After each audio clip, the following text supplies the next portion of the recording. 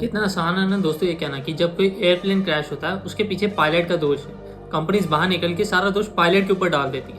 अब अहमदाबाद में जो एयर इंडिया का AI-171 प्लेन क्रैश हुआ उसके साथ भी सिमिलर चीजें हुई। उसमें RAT सिस्टम जो है वो ऑन था। इसका मतलब है रैम एयर टर्बाइन सिस्टम, ये तब ऑन होता है जबकि इमरजेंसी की सिचुएशन होती है। दोनों इंजन फेल हो जाते हैं, चलना कम कर देते हैं एंड पावर सप्लाई जो है वो डिस्टर्बेड हो जाता है, बीच बीच में आता नहीं आता। ये इतनी पावर जनरेट कर लेता है कि जो वेरियस जो वाइटल इंस्ट्रूमेंट्स हैं उनको चला सके एंड प्लेन इमरजेंसी लैंडिंग कर सके। अब कंपनीज अपनी रेपुटेशन को बचा लेती है एंड पायलट्स के ऊपर पूरा दोष डाल देती है। पायलट्स सह भी लेते हैं क्योंकि उनके पास कोई प्रूफ ही नहीं होता, वो अपने आप को इजीली डिफेंड ही नहीं कर सकते क्योंकि एंड डिसीजन मेकिंग जो है वो पायलट्स के हाथ में होती है। प्लेन में अगर कोई दिक्कत हुई तो ये पायलट को पता होना चाहिए कि वो कैसे उसको कंट्रोल करे इस सिचुएशन में।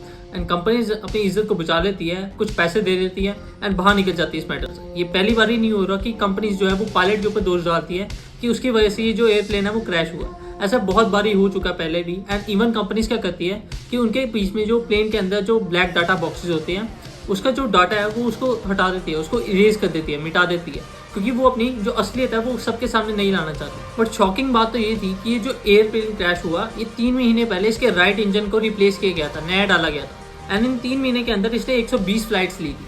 बट ये क्या हुआ कि इस फ्लाइट के बीच में ये क्रैश हो गया एयरप्लेन। ये तभी पता चल सकता है जब कोई डिपार्टमेंट ये जाने कि ये जो एयरप्लेन का इंजन रिप्लेस हुआ था ये ऑफिशियल तरीके से हुआ था या नहीं, एंड जो ये ब्लैक डाटा बॉक्सेस है इनको कैसे इनकी आइडेंटिटी को मेंटेन करते हैं एंड कैसे इसको अच्छी तरह से इसके डाटा को निकाला जाता है ताकि ये कंपनीज हैं वो अपने डाटा को इरेज ना कर सके।